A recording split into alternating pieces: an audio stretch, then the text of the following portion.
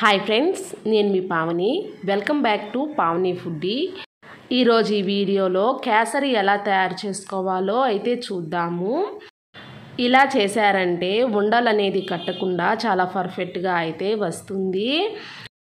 అలాగే చాలా రుచిగా కూడా ఉంటుంది. వీడియోనైతే స్కిప్ చేయకుండా వీడియో మొత్తం అయితే చూడండి. ముందుగా స్టవ్ వెలిగించుకొని ప్యాన్ అయితే పెట్టుకుందాము. దాంట్లోకి 2 టేబుల్ స్పూన్ల నెయ్యినైతే వేసుకుందాము. అలా వేసుకొని ఒక 5-6 జీడిపప్పులు, అలాగే ద్రాక్ష, 2-3 బాదం పప్పులు సన్నగా తరుక్కొని నేతిలో అయితే గోల్డెన్ కలర్ వచ్చేదాకా వేపుకుందాము. ఇలా వేపుకొని ఒక బౌల్లోకి అయితే మనం వీటినైతే తీసుకుందాము.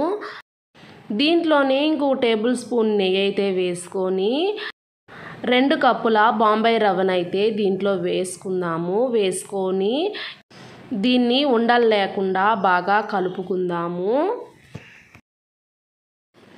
ఇలా కలుపుకుంటూ ఉండలు లేకుండా బాగా కలుపుకోవాలి. ఫ్రెండ్స్, మన ఛానల్ని ఫస్ట్ టైం చూస్తున్నట్టయితే సబ్స్క్రైబ్ చేసుకోండి. మరిన్ని వీడియోల కోసం పక్కనే ఉన్న బెల్ ఐకాన్ని క్లిక్ చేయండి. ఇలా అయితే బాగా కలుపుకోవాలి. నెయ్యి అనేది ఈ రవ్వలోకి బాగా కలిసిపోతుంది. రవ్వ అనేది కలర్ అనేది చేంజ్ అయిన తర్వాత ముందుగానే మనం 2 కప్పుల రవ్వ తీసుకున్నాం కాబట్టి 4 కప్పుల వాటర్ అయితే బాగా మగ్గించుకొని పక్కనైతే ఉంచాలి. ఆ వాటర్ని ఈ రవ్వ అయితే గోల్డెన్ కలర్ వచ్చిన తర్వాత రవ్వలోకి వాటర్ అయితే పోసుకొని ఉండలు లేకుండా బాగా కలుపుకోవాలి. ఇలా కలుపుకున్న తర్వాత మనం 2 కప్పుల రవ్వ తీసుకున్నాం కాబట్టి అదే కప్పుతో 1.25 కప్పు అయితే చక్కెర అయితే తీసుకోవాలి. షుగర్ అనేది ఇదైతే కరెక్ట్గా అయితే సరిపోతుందండి. రవ్వలోకి షుగర్ అనేది బాగా మిక్స్ అయ్యేలాగా బాగా కలుపుకోవాలి. అలాగే ఉండలు లేకుండా బాగా కలుపుకోవాలి.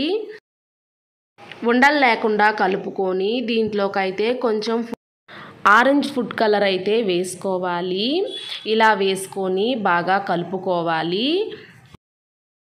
ఇలా కలుపుకున్న తర్వాత 1 టేబుల్ స్పూన్ నెయ్యి అయితే వేసుకోవాలి. ఫ్లేవర్ కోసం 2 యాలకులు మెత్తగా పొడిలా చేసుకొని వేసుకోవాలి. అలాగే ముందుగా మనం వేయించుకున్న డ్రై ఫ్రూట్స్ కూడా వేసుకొని బాగా కలపాలి. అంతేనండి, ఎంతో టేస్టీగా ఉండే రవ్వ కేసరి రెడీ అయిపోయింది. అలాగే పర్ఫెక్ట్గా ఉండలంటే కట్టకుండా అంతే పర్ఫెక్ట్గా అయితే వస్తుంది. ఇలా అయితే ట్రై చేయండి. ట్రై చేసి మీకు ఎలా వచ్చిందో కామెంట్ అయితే చేయండి. మరికొందరికి చేరడం కోసం షేర్ చేయండి. వీడియోకి అయితే లైక్ చేయండి. Thanks for watching.